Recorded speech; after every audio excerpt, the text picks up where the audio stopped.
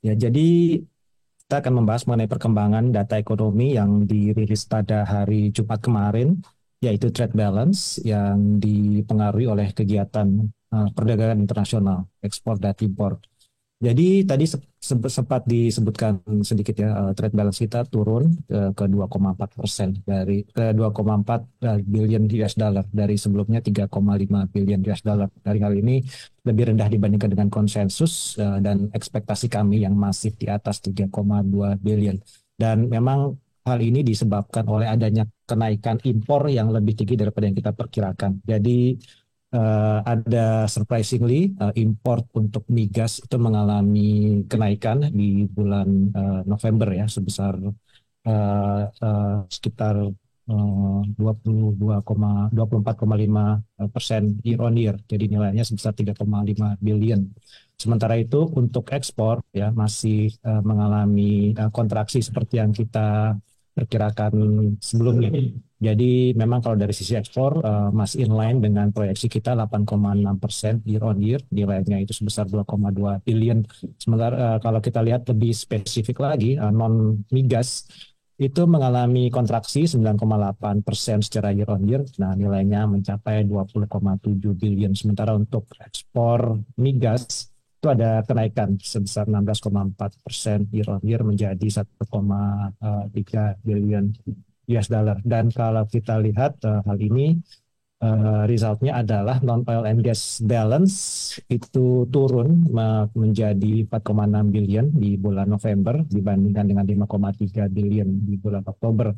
Sementara defisit migas itu tercatat melebar menjadi 2,2 billion US dollar di bulan November dari sebelumnya 1,8 billion di bulan Oktober. Next.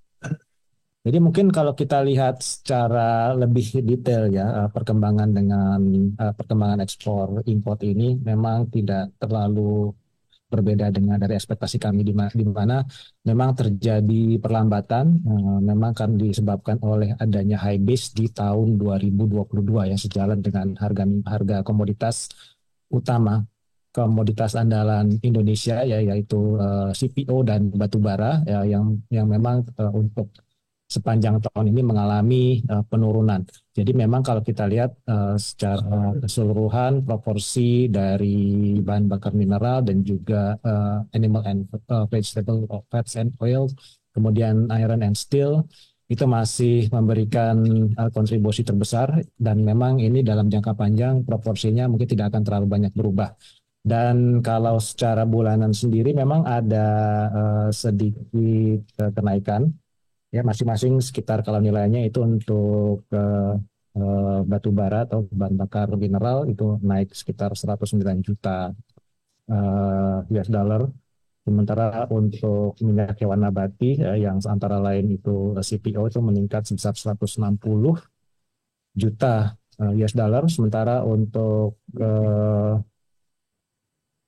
iron and steel itu turun di bulan November sebesar 167 juta.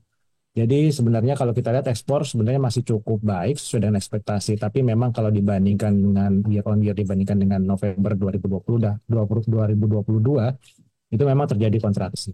Sementara kalau kita lihat secara destinasi ekspor yang memang masih didominasi ke China, itu ekspor ke China itu mengalami kontraksi sebesar hampir 14%.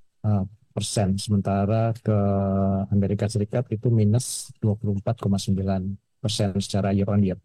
Dan memang yang ada terjadi loncatan kalau kita lihat dari chart sebelah kanan bawah itu ke India dan memang didominasi oleh ekspor CPO. Jadi secara umum memang tidak terlalu banyak ada surprise ya. Jadi masih sesuai dengan ekspektasi. Next. Namun di sisi lain kalau dari impor ya seperti saya sampaikan tadi ada kecenderungan kenaikan dari impor migas dan juga memang ada kecenderungan kenaikan impor dari bahan-bahan makanan ya. Ada beberapa bahan makanan yang kita memang mencatatkan impor yang cukup besar yaitu beras, gula, kemudian juga ada daging sapi dan jagung. Ya, jadi ini untuk memastikan ketersediaan pasokan bahan-bahan pangan di dalam negeri agar tidak terjadi gangguan distribusi yang dapat menyebabkan inflasi. Dan kalau kita lihat berdasarkan kelompok penggunaannya, yaitu bahan konsumen, barang konsumen. Dan untuk bahan baku, kemudian barang modal, itu semua mengalami peningkatan secara bulanan ya, masing-masing sebesar 191,5 billion. Kemudian untuk bahan baku itu ada peningkatan ya. Memang bahan baku ini merupakan proporsi yang memberikan proporsi terbesar dari impor kita.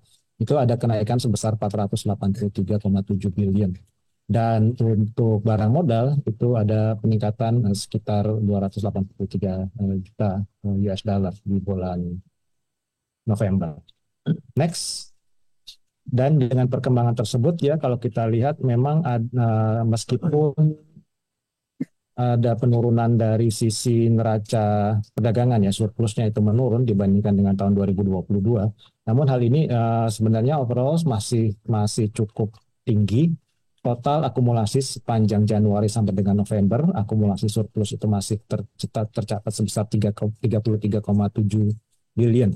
Memang lebih rendah dibandingkan dengan di 2021 dan 2022 yang masing-masing sebesar 34,4 billion, dan di 2022 itu 54,4 billion. Dan kalau kita lihat secara berdasarkan negaranya ya, surplus terbesar Indonesia itu adalah dengan India sebesar 1,5 billion, kemudian Amerika Serikat ya 1,2 billion US dollar, dan diikuti dengan Filipina. Filipina itu kita mencatatkan surplus sebesar 796,3 juta US dollar. Sementara kalau defisit, negara-negara yang kita mencatatkan defisit terbesar itu adalah Australia. Memang kita melakukan impor bahan-bahan makanan itu banyak dari Australia, sebesar 456 juta US dollar. Sementara Brazil kita juga impor beberapa bahan makanan. Trade defisitnya itu mencapai 373,7 juta. Sementara dari Thailand yang kita juga impor beras dan beberapa kebutuhan pokok lainnya, itu kita mencatatkan defisit sebesar 343 juta US dollar. Next. Jadi kalau kita lihat secara umum ya, baik dari sisi neraca perdagangan yang surplusnya masih terjaga meskipun lebih rendah daripada ekspektasi, ini bisa mendukung pencapaian dari neraca transaksi berjalan di kuartal 4 yang kita perkirakan masih tetap manageable. Memang kalau dari sisi faktor musiman itu kemungkinan ada kenaikan dari surplusnya seharusnya ya. Jadi overall kita menilai bahwa current account kita masih tetap sehat dan juga akan berpengaruh juga kepada balance of payment atau neraca pembayaran. Jadi hal ini menunjukkan bahwa keseimbangan eksternal Indonesia ya, kalau dari sisi ekspor impornya masih terjaga, kemudian dari arus modal asing masuk di pasar ya, baik di obligasi maupun saham ya, terutama dari pasar obligasi yang masih cukup baik. Balance of payment sepanjang tahun 2023 ini masih akan tetap baik. Kemudian sampai dengan 2024 ya, kalau kita lihat dari sisi surplus neraca atau surplus neraca perdagangannya masih akan tetap positif, kemudian didukung oleh arus modal asing yang masuk dengan adanya sinyal penurunan suku bunga dari The Fed ya. Jadi secara umum kondisi external balance Indonesia sepanjang tahun 2000 sampai dengan akhir tahun 2023 dan kemungkinan akan berlanjut sampai dengan tahun 2024, dan tentunya kalau kita lihat hari ini secara fundamental akan mendukung penguatan rupiah ke depan. Next. Dan mungkin Bank Indonesia untuk rapat Dewan Gubernur di akhir tahun 2023 ini di bulan Desember yang akan dilakukan di minggu ini most likely akan stay di 6%.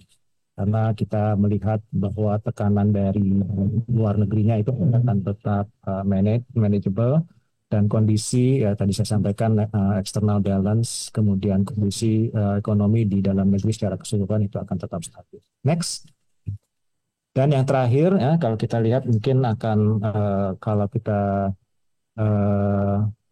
melihat prospek di tahun 2024 dengan adanya kemungkinan The Fed itu menurunkan suku bunga secara cukup agresif, seharusnya hal ini juga akan bisa mendorong Bank Indonesia untuk melakukan pemangkasan suku bunga mungkin sebesar 100 basis point. Dan kita harapkan perkirakan dengan kondisi dari domestiknya cukup baik, kemudian eksternalnya juga mendukung, rupiah itu akan menguat ke kisaran 14.535.